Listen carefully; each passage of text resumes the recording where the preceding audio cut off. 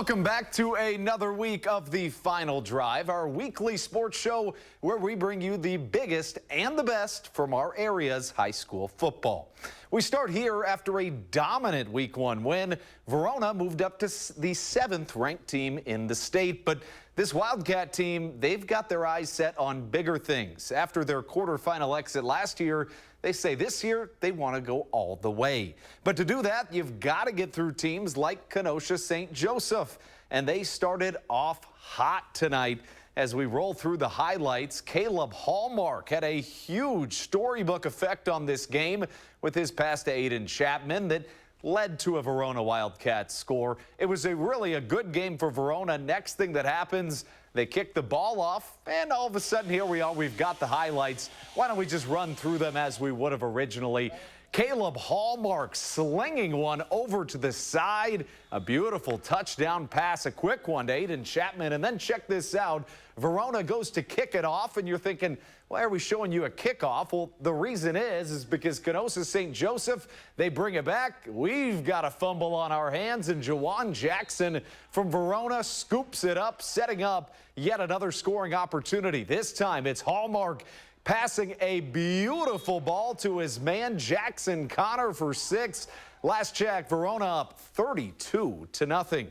Elsewhere in our area, the Badger Large trumps the Big 8 as Janesville Craig falls in a sour one. 10-7 the final. Milton comes out on top. Over to Waunakee, where one of the state's powerhouses hosted Vel Phillips Memorial tonight. And the Spartans, they came to play. Vel Phillips came out strong, opening a 14-0 lead in the first. But you knew Waunakee wasn't going to go away without a fight. Later in the first quarter, Eli Drangsvit off to the races to make it a one-touchdown game.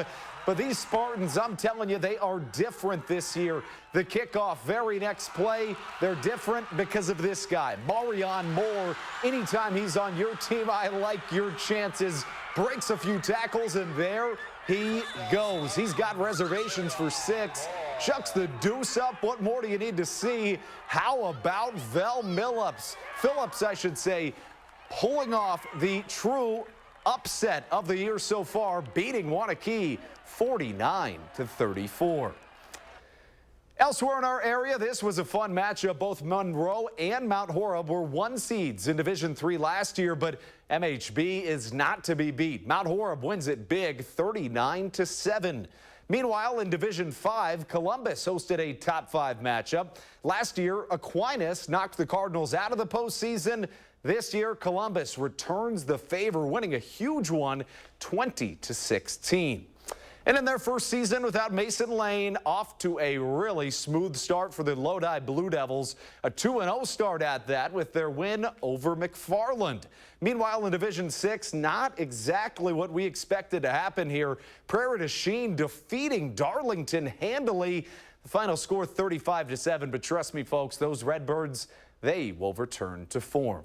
Staying in Division VI, where this may have surprised some people as well. The Cubans of Cuba City putting a number on Lancaster, winning it 45-14. And that other top 10 matchup we were really excited to see from our area.